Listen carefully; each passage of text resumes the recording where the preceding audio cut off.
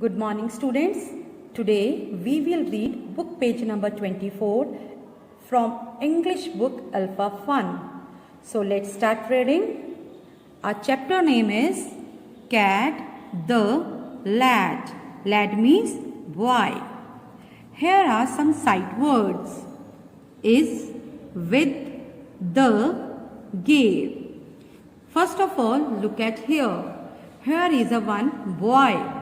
And here is his dad. Dad gave a bag, and in his bag he has a pad. Here is one tag. So let's start reading. Cat is a lad. Lad means boy. Dad gave cat a bag. Cat has a bag with a tag. Cat has a pad in the bag.